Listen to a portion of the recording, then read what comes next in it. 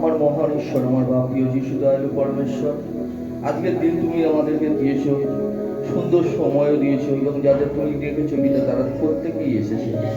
আমার মালিক, আমার শতকোটি ধন্যবাদ দিই পিতা প্রভু যিশু নাসি নামেতে। আজকের এই সুসমাচার সকলের অন্তর ছুঁতে পারে, এবং যে সমস্ত মন্দ আছে, নোংরা আছে, সমস্ত কিছু বের হয়ে যেতে পারে পিতা। এই বিনতি ও প্রার্থনা প্রভু যিশুর নামেতে চাইছি, আর আমি বিশ্বাস করি পিতা আমি পেয়ে গেছি। আমেন। আপনার নাম কি জীবনপঞ্জিতে আছে? শেষ সময়ের সত্য। আজকের পবিত্র সুসমাচার হচ্ছে, আপনার নাম কি জীবন পুস্তকে আছে? আপনার নাম কি জীবন পুস্তকে আছে? আপনার নাম কি জীবন পুস্তকে আছে? জীবন পুস্তক মানে হচ্ছে যারা অনন্ত জীবন পর্যন্ত বাঁচবে ঈশ্বরের সাথে, স্বর্গরাজ্যে যেতে পারবে, তাদের নাম কি জীবন পুস্তকে আছে, মানে ঈশ্বরের খাতাতে আছে? সেটাই আজকে এই সুসমাচার, সেই নিয়ে। আচ্ছা, মার্ক লিখিত সুসমাচার আমরা খুলবো। মার্ক লিখিত সুসমাচার 8:38। মার্ক 8:38। ভ্রষ্টাচার ও পাপকলুষিত এই যুগে আমার জন্য এবং আমার উপদেশের জন্য যদি কেউ লজ্জাবোধ করে, তাহলে মানবপুত্র যখন পবিত্র বাহিনীর সঙ্গে তার পিতার মহিমায় ভূষিত হয়ে আবির্ভূত হবেন, তখন তিনিও তাদের জন্য লজ্জাবোধ করবেন। এখানের মধ্যে মার্ক লিখিত সুসমাচার 8:38 স্পষ্ট বলছে যে ভ্রষ্টাচার ও পাপ কলুষিত এই জগতের মধ্যে যে আমার নাম নিতে এবং বাক্য বোঝাতে বা শুনতে বা কারোর সামনে নিজেকে পরিচয় দিতে প্রভুর নামেতে নিজের লজ্জা বোধ করে যে আমি খ্রিস্টান, যদি লোকে কি বলবে, লোকে কি করবে, লোকে কি হবে, এই সমস্ত যদি লজ্জা বোধ করে, তাহলে পিতা যখন তার একমাত্র পুত্র ঈশ্বরের মহিমাতে আসবে, তখনও তিনি লজ্জাবোধ করবেন তাকে গ্রহণ করতে, তাকে লজ্জাবোধ করে, কেননা তিনিও সুসমাচার এবং নিজেকে পরিচয় দিতে লজ্জাবোধ করেছিল যে বাবা, আমি যদি খ্রিস্টান হই, যদি লোকে আবার আমাকে বলে, যদি আমাকে এটা বলে বা আমার মজা ওড়ায়, এই সমস্ত নিয়ে যদি যারা যারা লজ্জাবোধ করে, পিতা যখন তার মহিমায় আসবে তখন তিনিও লজ্জাবোধ পাবেন। বাক্য সুসমাচার এই বলছে, কারণ এখনকার কিছু কিছু মানুষ আছে, তারা খ্রিস্টান হয়েও নিজের ধর্ম, নিজের কর্ম, নিজের যা কিছু আছে লোকায়। লুকিয়ে কি হবে? কার দিয়ে লোকাবো? মানুষের দিয়ে। যদি আমাকে খ্রিস্টান বলে, বা তুমি খ্রিস্টের সন্তান, তো খ্রিস্টান বললে তোমার কি হয়? তোমার তো গর্ব হওয়া উচিত যে না, আমাকে খ্রিস্টান বলছে, অর্থাৎ আমি খ্রিস্টের সন্তান। হালেলুয়া। যদি কেউ লজ্জাবোধ করবে, তখন ঈশ্বরও যখন আসবে তার মহিমাতে, সেও লজ্জাবোধই করবে। একদম পরিষ্কার বলা আছে এই সুসমাচারে।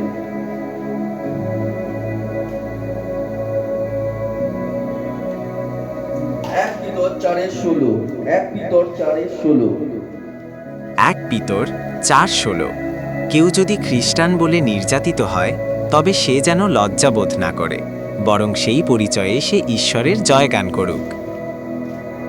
দেখো, এখানের মধ্যে স্পষ্ট বলেছে 1 পিতর 4:16-তে, কেউ যদি খ্রিস্টান বলে নির্যাতিত হয়, তবে সে যেন লজ্জায় না করুক, বরং সে ঈশ্বরের আরাধনা প্রার্থনা করুক, সে ঈশ্বরের গৌরব করুক, প্রশংসা করুক, কেননা সে ঈশ্বরের নামেতে মানে তাকে কি করছে? নির্যাতিত হচ্ছে। তারা নির্যাতিত হচ্ছে। প্রভু ঈশ্বর, প্রভু যিশুর নামেতে, খ্রিস্টানের নামেতে যারা নির্যাতিত হচ্ছে, তারা যাতে লজ্জাবোধ না করুক, বরং তারা ঈশ্বরের নাম করুক, প্রার্থনা করুক, ঈশ্বরকে ধন্যবাদ জানাক।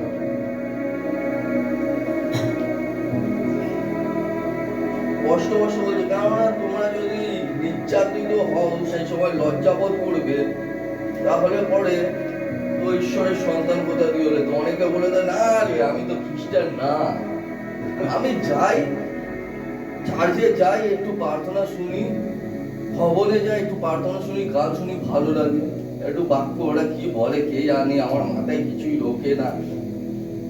ওই একটু যাই গিয়ে বসে একটু আশীর্বাদ নিই, সবাই তো এক, সব ঠাকুর দেবতা তো সব এক, সব ঠাকুর দেবতা সব এক আছে, কিন্তু ইনি এক নয়, ইনি সম্পূর্ণ আলাদা। যিনি আদি আর যিনি অনন্ত, যিনি ছিলেন, যিনি আছেন, যিনি থাকবেন। আর সে জীবিত ঈশ্বর, সে মৃত নয়, সে কোনো পুতুল নয়, মাটির কিছু নয়, তার সাথে কারোর তুলনা হতে পারে না, সে পবিত্র।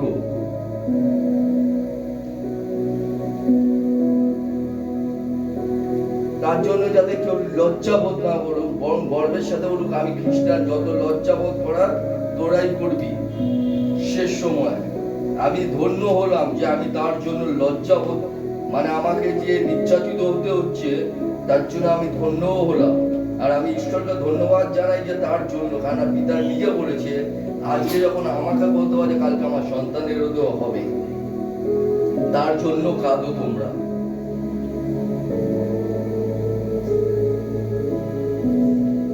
যখন তাজা গাছের কেউ কিছু করছে, এত অত্যাচার করছে, সারে শুকনো পাতার উপরে কিনা করতে পারে, শুকনো গাছের উপরে কিনা করতে পারে।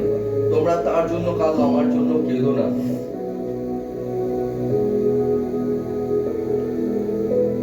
তার জন্য পিতা বাক্যতে কষ্ট বলছে লজ্জাবোধ নয়, বরং গর্বের সাথে ঈশ্বরের ধন্যবাদ দাও, তার নামে প্রার্থনা করো।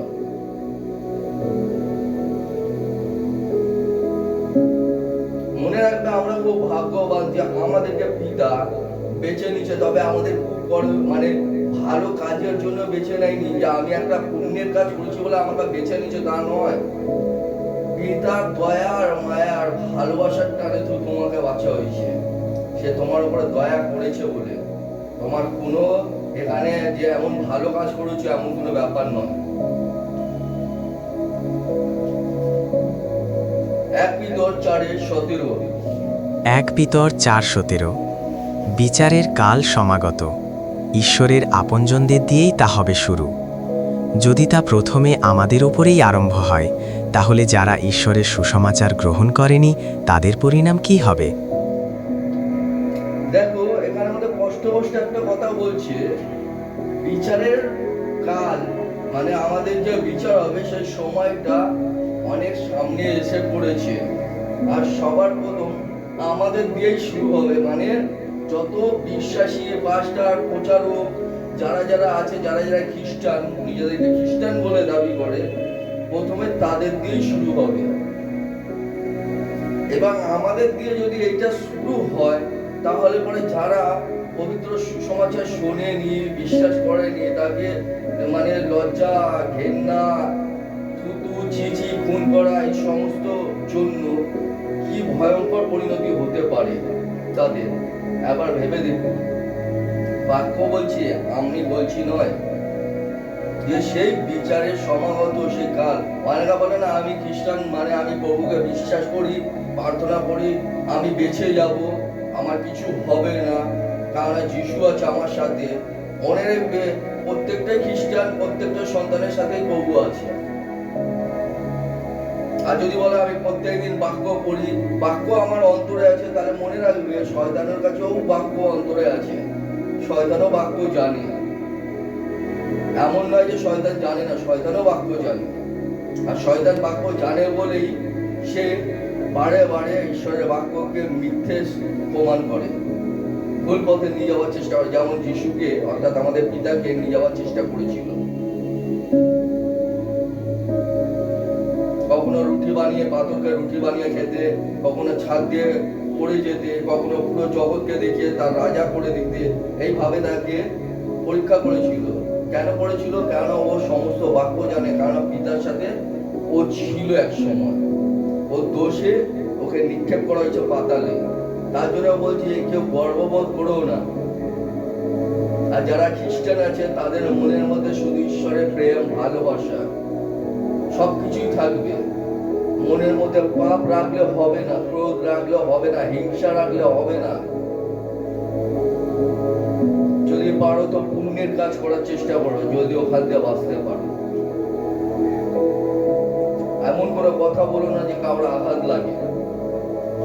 কিন্তু মন পরিবর্তনের জন্য তুমি চেষ্টা করতে পারো, কারণ ছুরি যতক্ষণ বসবে ততই তার ধারালো বাড়বে, আর ছুরি যদি রেখে দাও তাহলে সেটা ভোতা হয়ে যাবে। আর বাক্যটাই হচ্ছে সেইটাই, তুমি যত পড়বে, যত জ্ঞান লাভ করবে, তুমি তত আগে বাড়বে। আর তুমি যদি ওটাকে গুছিয়ে রেখে দেবে তাহলে পরে কি হবে? ভোতা হয়ে যাবে, তোমার জ্ঞান আর বৃদ্ধি হবে না। তার জন্য সর্বদা চেষ্টা করো আমার দিয়ে যাতে আর কোনো পাপ না হয়। তোমার যা কুকর্ম, পাপ, অন্যায় যা ছিল সেগুলো যাতে আজকে এই মুহূর্তে থেকে মুছে ফেলো, না হলে বিচারের সময় সমাগত নিন্দা, গালাগালি, খিস্তি, মারপিট, ঝামেলা, ঝগড়া, হিংসা, মিথ্যা কথা, এই সমস্ত কিছু নোংরা জিনিসগুলো বন্ধ রাখো।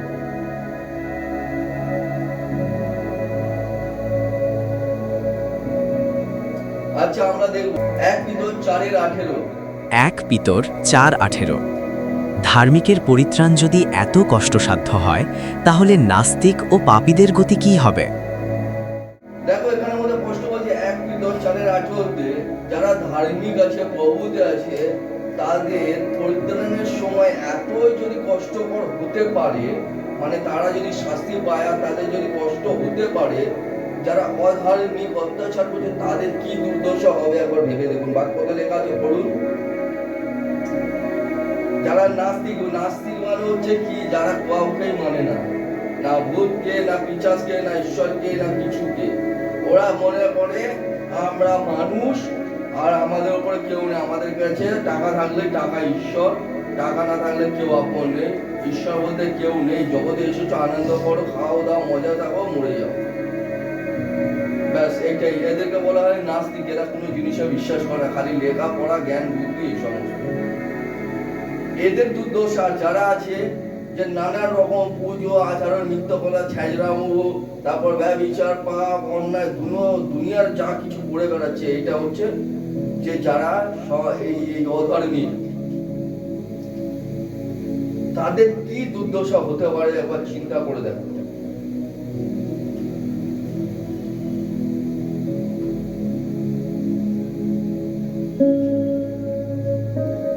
যখন পিতা নিজের সন্তানকে ছাড়ছে না, তাহলে এদের কি দুর্দশা হবে, কি ভয়ঙ্কর পরিণত হবে একবার ভেবে দেখেছেন? আসো আরো দেখবো 1 পিতর 4:19। 1 পিতর 4:19। সুতরাং যারা ঈশ্বরের সংকল্প অনুযায়ী নির্যাতন ভোগ করে, তারা সৎকর্ম করে চলুক এবং সৃষ্টিকর্তার হাতে জীবন সমর্পণ করুক, তিনি পরম নির্ভরযোগ্য। এখানের মধ্যে কষ্ট বলছে যারা ঈশ্বরের নামেতে নির্যাতিত হচ্ছে, ঈশ্বরের কাজেদের নির্যাতিত হচ্ছে, তাহলে তার সৎকর্ম অনুসারে তা হতে থাকুক। ঈশ্বরকে ধন্যবাদ দাও, তার উপরেই বিশ্বাস করো এবং এগিয়ে চলো। এবং কি বলছে এখানের মধ্যে? নিজের জীবনটা সৃষ্টিকর্তার উপরে ছেড়ে দাও, কেন তিনি বিশ্বাসযোগ্য। তিনি ঈশ্বর, তিনি মানুষ নয় যে আমি এখন একটা বলবো পরে আর একটা বলবো, তা নয়। তিনি ঈশ্বর, তিনি বিশ্বাসযোগ্য। তিনিও তো বিশ্বাস করেছিলেন আমাদেরকে, যারা আমরা তাকে তো বিশ্বাস করিনি।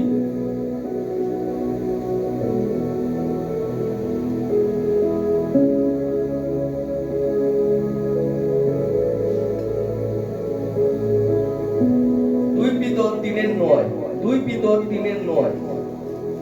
2 পিতর 3:9। প্রভু তার প্রতিশ্রুতি পূরণে বিলম্ব করেন না, যদিও কেউ কেউ একথা মনে করে। তোমাদের প্রতি অসীম তার ধৈর্য, তার ইচ্ছা নয় যে কেউ ধ্বংস হোক, তিনি চান সকলেই যেন হৃদয় পরিবর্তন করে। 2 পিতর 3:9 কি বলে? প্রভু তার প্রতিশ্রুতি পূরণে বিলম্ব করেন না, তবুও কেউ কেউ একথা মনে করে।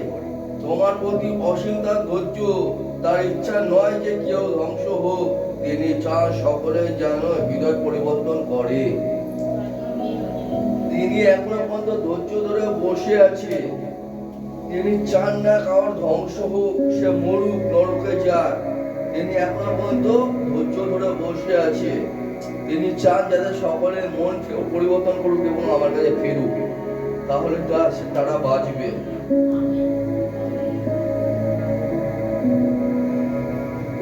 প্রকাশিত বাক্য 20:15।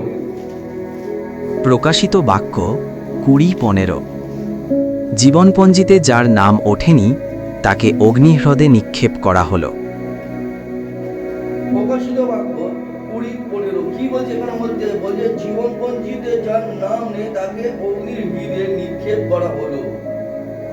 জীবনপঞ্জি অর্থাৎ জীবন পুস্তকে যার নাম নেই, অর্থাৎ ঈশ্বরের খাতায় যার নাম নেই তাকে অগ্নিকুণ্ডে অর্থাৎ হচ্ছে নরকে ফেলে দেওয়া হলো।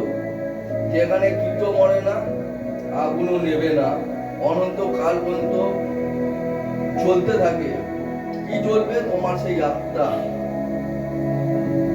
মনে রাখবে মানুষের দেহটাই মরে, আত্মা চিরজীবিত, আর সেই আত্মাকেই কষ্ট পেতে হবে সেই নরকের আগুনে। তুমি যা কর্ম করবে তার বিষ তাই ভুগবে, যা করবে যা কর্ম করবে তার ফল তাই ভোগ করতে হবে। তার জন্য নিজেকে পরিবর্তন করো। যদি অগ্নিকুণ্ডে যাওয়ার ইচ্ছা থাকে খুব, তাহলে যা ইচ্ছা তাই করো। মনটাকে পরিবর্তন করো, তাহলে বেঁচে যাবে। ঈশ্বরের কাছে ক্ষমা চাও, কারণ ক্ষতি করার চেষ্টা করো, বরং পূর্ণ করার চেষ্টা করো। যেখানে ঈশ্বর ভালো ভালো ভালো কাজের মধ্যে উৎসাহিত করো, ভালো ভালো কাজের জন্য এগিয়ে নিয়ে যাও। ঈশ্বরের জন্য কিছু করো, যাতে উপরে তোমার নাম জীবন পুস্তকে লেখা হয়। যদি কেউ ঈশ্বরের নামে নিন্দা করছে, বা কোনো বিশ্বাসী বা কোনো প্রচারকের নামে নিন্দা করছে, সেই নিন্দা কোনো না। কারণ তুমিও যদি ওই নিন্দা শুনবে, তাহলে তুমিও সেই পাপে করবে, আর পাপের বেতন মৃত্যু, অর্থাৎ হচ্ছে সেই অনন্ত নরক, অর্থাৎ অগ্নিকুণ্ড। কারণ নিন্দা করাও পাপ।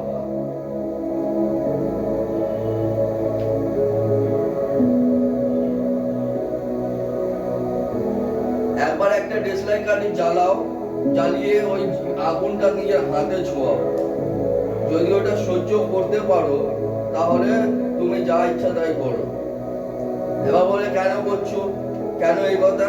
কারণটা হচ্ছে তুমি যদি ওইটুকুনি আগুন সহ্য করতে পারবে না, তুমি সেই অনন্ত নরকের আগুন কি করে সহ্য করবে? একটু ভয় করো ঈশ্বরকে, তোমাদের মঙ্গল হবে। কেননা ভয় হাজার হাজার পাপ থেকে বের করে আনতে পারে। ঈশ্বরের ভয় যার মধ্যে থাকে, আর যার মধ্যে ঈশ্বরের ভয় নেই, যা ইচ্ছা তাই করবে। খালি প্রস্তুতটা মানে ঈশ্বরকে বলে দিবে, ঈশ্বরকে বলতে লাগবে না তোমার জন্য টিকিট কেটে নেবে সেই নরকে জিতে ফেলার জন্য। কারণ সব তিনি দেখেন, তার কাছে পরিষ্কার আয়নার মধ্যে চকচক করছে। যা মনে মনে ভাবছো সেটাও তিনি শোনেন। আচ্ছা, আমরা খুলে নেব দানিয়েল 12:1। দানিয়েল 12:1। সেই সময় তোমার লোকদের রক্ষাকারী মহান স্বর্গদূত মিখায়েল তোমাদের পক্ষে দাঁড়াবেন। এমন একটা কষ্টের সময় উপস্থিত হবে যা তোমার জাতির আরম্ভ থেকে সেই সময় পর্যন্ত কখনো হয়নি।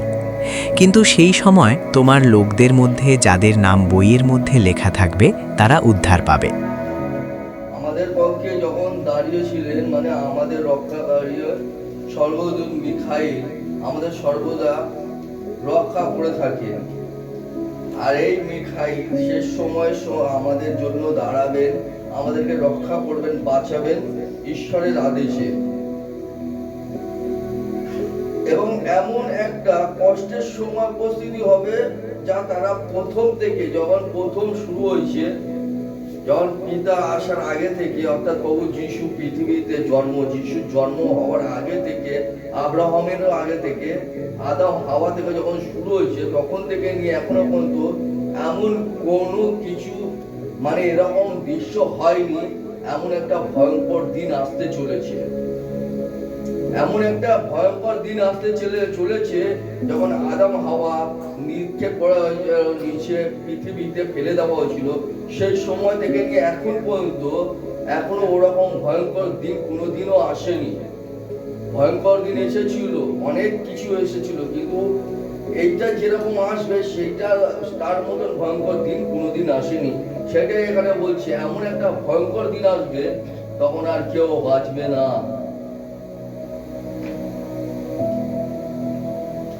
ভয়ঙ্কর দিন আসবে, তখন হায় হায় হায় হায় করলেও কেউ বাঁচবে না, এখনো বাঁচবে না। কিন্তু সেই সময় তোমরা লোকদের মধ্যে যাদের নাম জীবন পুস্তকে নেই তাদের উদ্ধার, তাদের নাম বা বইয়ের মধ্যে লেখা থাকবে না, তাদের উদ্ধারও পাবে না।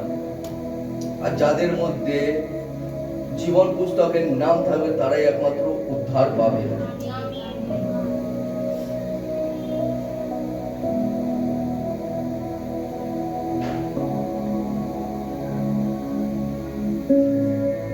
তার মানে ভাবতে পারছেন প্রথম থেকে শেষ সময় এমন কোনো অবস্থা হয়নি, এমন কোনো কিছু বিপজ্জনক কোনো কিছুই হয়নি, মানে ভয়ঙ্কর এরকম ভয়ঙ্কর জিনিস হয়নি যা কল্পনা করা যায় না। নোহের সময়, এই সময়, ওই সময় অনেক কিছু ঘটনা ঘটেছে, কিন্তু সেরকম বিপর্যয় আসেনি। কিন্তু এবারে যেটা আসবে সেটা মানুষ কি কোনো সময় কল্পনাই করতে পারবে না যে কি বিপর্যয় আসতে চলেছে। খুবই ডেঞ্জারাস বিপর্যয়। তার জন্য এখনো সময় আছে, মন ফেরাও আর বাঁচো। মথি 13:47। মথি 13:47। আবার স্বর্গরাজ্য একখানি টানা জালের মতো। জালটি সমুদ্রে ফেলা হলো এবং তাতে সব রকমের মাছ ধরা পড়ল। দেখো মথি 13:47 বলছে, আবার স্বর্গরাজ্যে একখানি টানা জালের মতন জালটি সমুদ্রে ফেলা হলো এবং তাতে সব রকমের মাছ ধরা হলো। ভালো করে এই জিনিসটা বোঝার চেষ্টা করো। আবার স্বর্গরাজ্যে একখানি টানা জাল ফেলা হলো, আর সেই জাল সমুদ্রে ফেলা হয়েছিল, আর সেই সব রকম মাছ ধরার জন্যই ফেলা হয়েছিল। সব রকম মাছ সমুদ্রে ফেলা হয়েছিল, একটা জাল ফেলা হয়েছিল সব রকম মাছ ধরার জন্য। তারপরে কি মথি 13:48। মথি 13:48। মথি 13:48। জাল বোঝাই হতে গেলে লোকে সেটিকে টেনে ডাঙায় তুলল। তারা ভালো মাছগুলি বেছে ঝুড়িতে রাখল এবং যে মাছগুলি নেবার মতো নয় সেগুলি বাইরে ফেলে দিল। দেখো সেই জালটা ফেললো এবং সব লোক ওই জালটাকে টেনে তুললো। যেসব মাছ কাজে লাগবে সেগুলোকে বেছে বেছে এক জায়গায় করলো, যেগুলো লাগবে না সেগুলো আবার ফেলে দিল ছুঁড়ে। যে মাছ লাগবে না সেই মাছ রেখে কি হবে, ভালো করে শুনবেন গল্পটা। সেইটা মাছটাকে ফেলে দেওয়া হলো। তারপরে কি বলছে 13:49। মথি 13:49। মথি 13:49। জগতের অন্তিমকালে ঠিক এরকমই হবে। স্বর্গদূতেরা এসে ধার্মিকদের মধ্যে থেকে দুষ্টুদের আলাদা করে। এখানের মধ্যে কষ্ট বলছে জগতে অন্তিমকালে ঠিক এইরকমই হবে। স্বর্গদূত এসে ধার্মিকদের মধ্যে থেকে দুষ্টদেরকে আলাদা করে দেবে। স্বর্গদূত আসবে, এসে ধার্মিকদের মধ্যে থেকে দুষ্টদেরকে আলাদা করে দেবে, এবং যারা দুষ্ট আছে, যাদের সাঙ্গু ফাঙ্গ নিয়ে ঘুরে বেড়াচ্ছে, তারাও যাবে তার সাথে। কোথায়? নরকে। আর যারা ভালো তাদেরকে তুলে নেওয়া হবে। মথি 13:50। মথি 13:50। অগ্নিকুণ্ডে ফেলে দেবে, সেখানেই তারা অনুশোচনা ও আক্ষেপ করবে।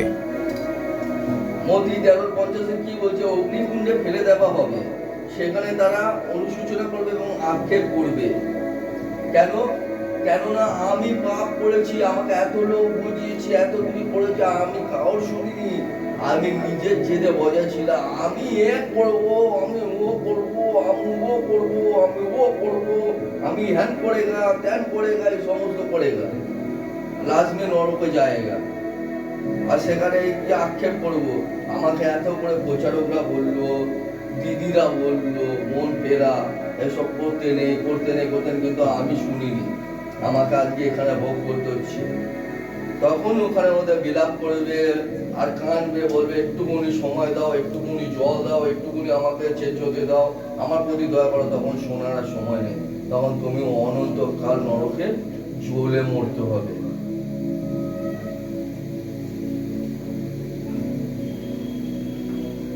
আর এই মাছের গল্পটা তো ভালো করে বুঝে গেছে।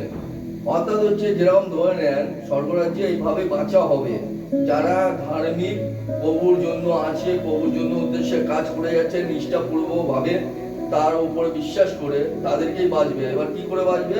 একটুখানি গল্পের মাধ্যমে বুঝিয়ে দিল। যখন মাছ ধরতে গেল, জাল ফেলা হলো, মাছ যতগুলো উঠলো, সেই মাছের মধ্যে ভালো মাছগুলোকে বাছা হলো এবং যে সমস্ত খারাপ মাছ কাজে লাগবে না সেগুলোকে ফেলে দিল। অর্থাৎ যে মাছগুলোকে ফেলা হচ্ছে তারা হচ্ছে অধার্মিক, অর্থাৎ দুষ্ট, আর যাদেরকে বেছে নিচ্ছে তারা হচ্ছে ঈশ্বরের লোক, ধার্মিক ব্যক্তি, যারা ঈশ্বরের জন্য কাজ করেছে। ঠিক এইভাবেই স্বর্গদূত মানে বেছে নেবে এবং ধার্মিকদেরকে বাঁচবে, আর যারা দুষ্ট তাদেরকে তুলে ফেলা হবে সেই অগ্নিকুণ্ডে।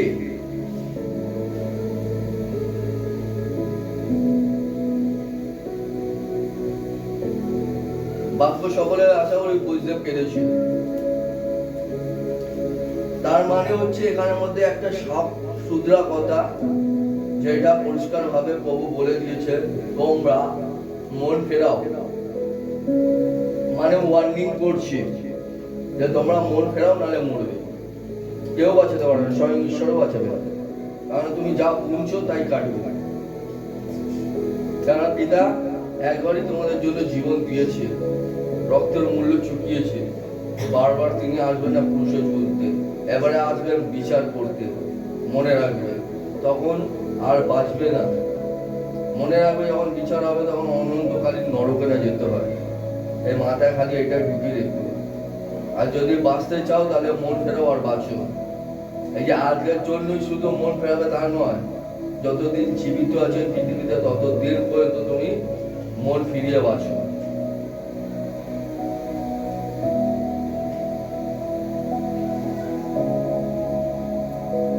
বাক্য এই পর্যন্ত বাক্য সম্পূর্ণ হলো। এই ভিডিওতে বাইবেলের গুরুত্বপূর্ণ বাক্যের মাধ্যমে শেষ বিচার, অনুতাপ, নির্যাতনের মধ্যে বিশ্বাস এবং ঈশ্বরের ধৈর্যের গভীর সত্য তুলে ধরা হয়েছে। যদি আমরা আজ ঈশ্বরের পথে না ফিরি তবে আগামীকাল দেরি হয়ে যেতে পারে। ঈশ্বর চান না কেউ ধ্বংস হোক, তিনি চান সবাই অনুতাপ করুক। আজই নিজের জীবন তাকে সমর্পণ করুন। জীবনপঞ্জিতে আপনার নাম কি লেখা আছে? লাইক, শেয়ার, সাবস্ক্রাইব করে ঈশ্বরের বাক্য ছড়িয়ে দিন।